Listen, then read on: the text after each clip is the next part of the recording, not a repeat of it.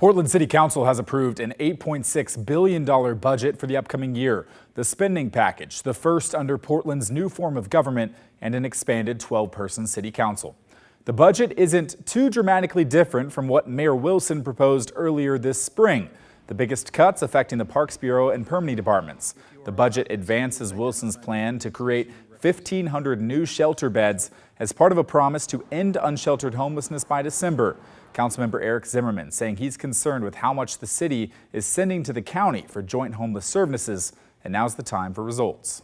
I think it was right of us to approve it, but it is an area that we should have great concern and great oversight in the future about if that's going to be the continued path.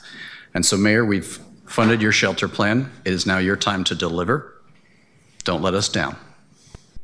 Council members made changes that helped avoid most major cuts to parks maintenance. Some layoffs and temporary funding sources help make up the city's deficit.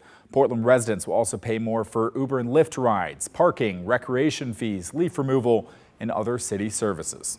I'm sorry to those whose jobs we couldn't save.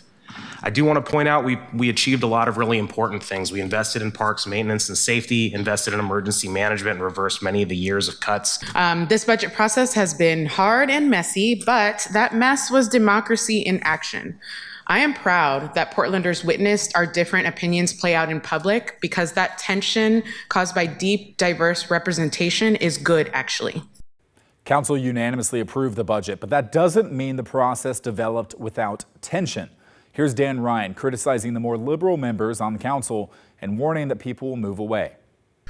Why should they remain in a city that the parks budget is artificially pitted against the police budget when virtually everyone wants both? This council successfully planted a false narrative to the public. Why? Most council members acknowledged that the budget didn't change much from Wilson's initial proposal. They said in future years they'll have more time to shape it. I am so happy for the people who called our office, who wrote us letters, who sent us emails, who texted us and said we're off base or we're doing the right thing. This is all so new to us. But stick with us because I guarantee you it is going to be better going forward. And we will have ample time to develop and refine our amendments, hopefully send some of them through committees. I think that if we do that, then we will have fewer mistakes, less confusion, and fewer hard feelings.